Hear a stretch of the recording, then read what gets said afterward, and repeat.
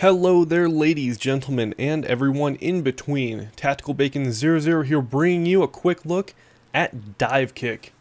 Divekick is the world's first two-button fighting game.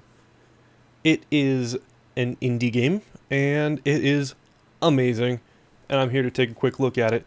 Let's go ahead and get started. The game, well, as always, let's go ahead and look at the options menu first. You are able to fully configure the AI difficulty, round time, however long you want it, up to 20 seconds, number of rounds to win, and of course reset defaults. Online, you are able to GGPO delay frames. I don't know what that is, but I think it has something to do with lag balancing. Region preference so that you don't get people with high pings. Credits, how to play. There are two buttons. You can dive, which is jumping. You can kick while you are in the air, and that will kick. If you kick while you are on the ground, you will jump back. It is as simple as that. Video settings, something to mention. Even though it says I'm in 1920 by 1080, I am running this in a 720p resolution scaled up to 1080p. It does not actually render in 1080p, which is why this video that you are watching is at most 720. That is something to note. I think it might have something to do with the frame rate. I don't know. Anyway, you can adjust the UI quality, you can do all that stuff, but just know that this game does render in 720p. It does not render in full 1080p. Controls are fully configurable. It supports X input, which means it'll work great with your Xbox controller plugged into your PC. It will also work fantastically with a keyboard, and they also have a special peripheral which only has two buttons on it, and yeah, so that is their gamepad. Audio, you are able to have separate sliders for music and sound effects. That is always very nice. I really appreciate that. That's just about it for the settings. Let's get to it. This game really shines in its versus mode. I believe that that is the way that this game is meant to be played. The online is fine. There's absolutely nothing wrong with it. It does leave your mic on all the time in my experience. I have not found a way to turn that off. But if you are competing with people around the world, it doesn't have the same experience as playing against someone in the same room with you and being able to laugh and enjoy it. But for now, I'm going to go ahead and hit the story mode, pick my favorite character. There are, let's start with dive, 1, 2, 3, 4, 5, 6, 7, 8, 9, 10, 11, 12, 13 separate players, all with their little intricacies. I think that's a word. Each kick very differently and jump differently. They all handle differently. They all have a special air attack and a special ground attack for when you build up your meter. And they all behave somewhat differently. People such as the Baz, he has a lightning powered kick. He's extremely powerful and he leaves a lightning trail behind him. We also have Uncle Sensei. He has shoes on his hands. He can do a reversal. He can kick with his hands, if you can believe that. Dr. Scholes, she can double kick. So she jumps really, really high. Then she kicks once and can change her angle and kick one more time. Mr. N, I don't know what's special about him. Everyone has their own little quirks. And let's see, the most basic is definitely dive. Yeah. Stream has this really interesting spinning technique and flies strangely, so the trajectory of the kick is very unpredictable. My favorite is Markman. I don't know why, I like Markman the best in my experience. So I am going to play as Markman. When you select a character, you are able to select a gem. Gems boost your abilities, There is a gem for boosting your dive by 10%. That means you jump 10% better. Boosting your meter by 10%, which means you build your meter faster. And kicking by 10%, which means you kick 10% faster. You can also boost all three by 30%. However, there is a trade-off, and instead of having 5 lives, you will only have 1. But it does make you super powerful if you are feeling ballsy. I am not. So I'm going to go ahead and go with the dive gem, as I found Markman does the best. Each character also has a number of different costumes. I'm going to stick with the black and the red shirt. Pretty cool. It goes through a little story. The story, not very important. It's enjoyable, I guess. It's serviceable. So this is the kickbox that I was talking about earlier. That is a special peripheral that controls this game. Apparently, in the lore of this game, Markman developed it, I guess.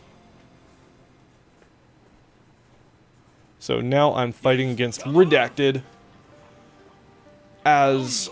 Let's see, I'll do some demonstrations.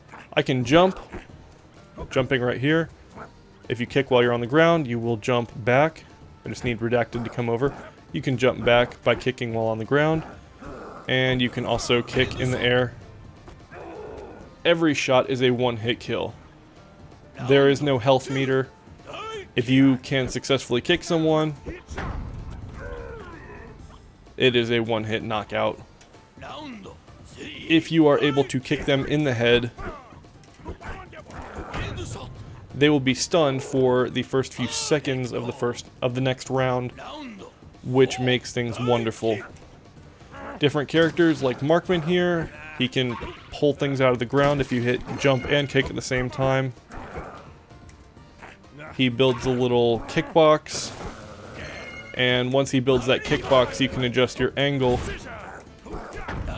and you can kick up while you're kicking, which is unusual. It's difficult to explain.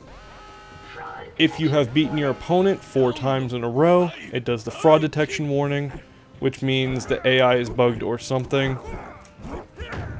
And fraud.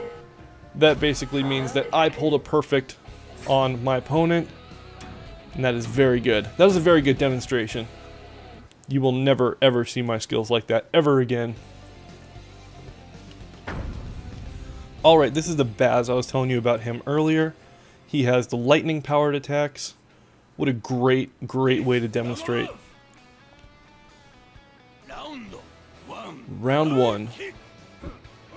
You can see his attacks leave a lightning trail behind him. If you touch the lightning trail, that knocks you out. A kick anywhere on the body is an instant knockout. It does not matter where the contact is. Something seems off about the AI, like it wants me to win. Now, that timer up in the top middle that you can see... Oh! That hit me. That lightning is dangerous. There is a line in the middle of every map. I'm standing right on the line right now. If that timer in the middle of the screen runs out, whoever is closest to the line wins. If you are tied for distance, it will calculate who's closest. In this case, I was 3 feet, he was 19, therefore I win. Now, as you can see in the bottom left, my meter is almost full. When I fill my meter, it makes me super powered and I can kick really fast. Oh! And I hit his lightning trail. That was not good. The Baz is very difficult to predict if you are not familiar with him. He's very difficult to get close to.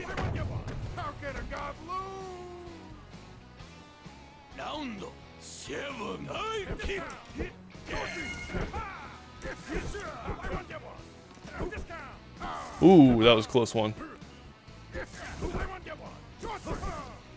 Come on, get closer. I don't want to be anywhere near him. He's building up his meter. Which, oh, no, no, no. Yes! No! No! I was so close.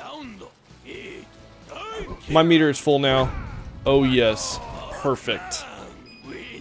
Great time to have a full meter right at the beginning of the round. Knocked him out right away. But most of the games tend to end up like this. Sometimes they are extremely close. Sometimes they are very close. Okay, Dr. Scholes, I was telling you about her. She has a special style where she can kick twice. This is a little bit more of the story.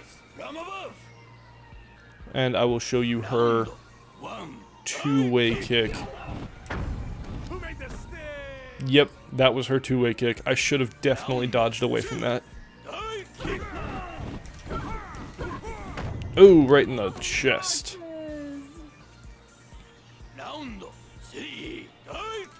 But yeah, I've gotten pretty good. Oh. Oh.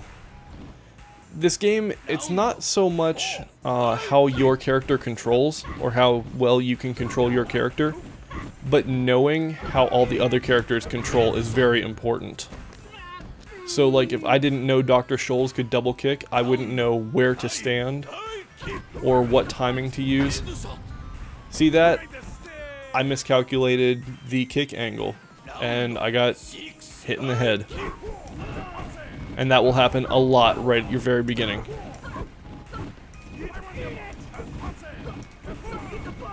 Oh, come on. So if you don't learn the other opponent's techniques, you will get your butt kicked like I am right now. Or if you do and you realize things like you can't abort a kick once you've started it, you can use that to predict where the other opponent will land and subsequently target them before they can land. Oh, come on. And I lost. Please continue. That's pretty much it. This game is very simple. It reduces every fighting game down to its bare minimum. It's all about timing and knowing your other opponent and what things they can pull off. You don't need to memorize any combos. You can pretty much pick up this game and you can experience what there is to experience for your character within the first 10 minutes. Now, mastering that is another thing altogether. It is very competitive, it is very fun, and I highly recommend playing with someone next to you. Get a set of Xbox controllers, get a keyboard and an Xbox controller, whatever you gotta do to make this fun. You can definitely have a lot of fun with friends or online. Thank you very much for checking out my quick look of Divekick. This game is $10 in the US or your regional equivalent anywhere else. My name's been TacticalBacon00 and I will see you next time. Bacon out.